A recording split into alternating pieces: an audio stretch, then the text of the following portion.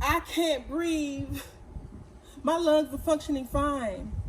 The exchange of oxygen and carbon dioxide is doing its job.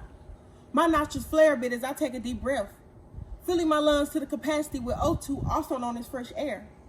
But still asking this question, why can't I breathe? My volume lung capacity is not the problem. So what's truly wrong with me? My oxygen supply started at 100% on room air.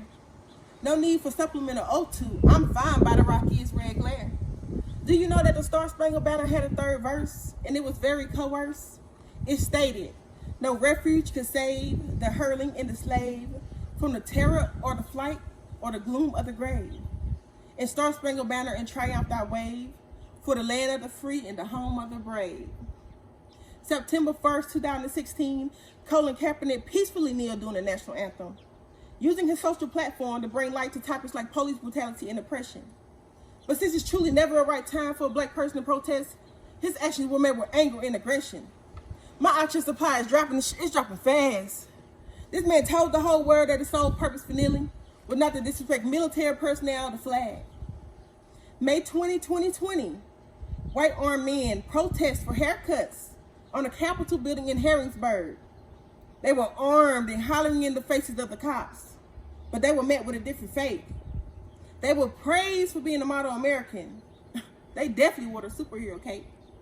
Only a small snippet of their privilege was suppressed. They didn't get shot, killed, not even one arrest. This tells me that the hate runs so deep for the darker shade men and women that when we bring light to injustice and basic human rights, it's being seen as vicious. Racism is real, even if you're not racist. Racism can live in the same home, be a friend, colleague, or a neighbor.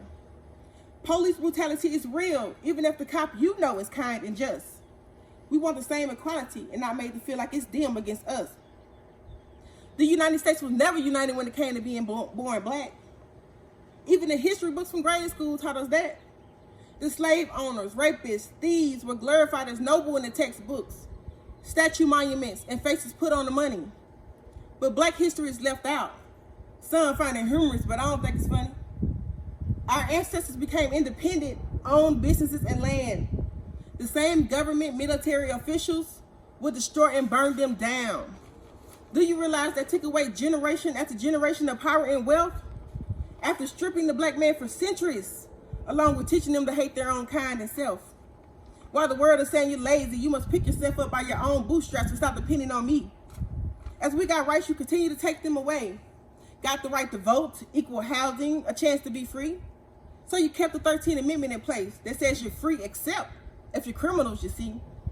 So you massively incarcerated the black man, putting them back in slavery because the 13th Amendment still applies. Giving them felonies, taking them away from their children, equal housing, a right to vote, crushing their dreams right in front of their eyes. When you couldn't lock them up, you redlined them from your neighborhoods and forcing them into the inner city ghettos where you took away their resources, used them as experiments while watching them fight for survival, which resulted in them killing each other. Taking away the jobs, the money from the schools, and saying, look at them, they can't do anything for themselves.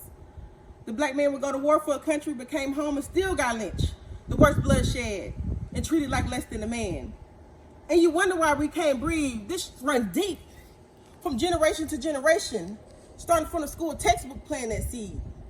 A whole history, a whole system built on racism that was never destroyed. That's why no matter how America tries to bury its past, it resurfaces. And when the wounds reopen, the bloodsheds, it's like being cut with a two-edged sword. All I'm asking is that you open your minds and do away with the racist history that was taught and stop being naive. Because our oxygen supply is low, please get off our necks so we can breathe.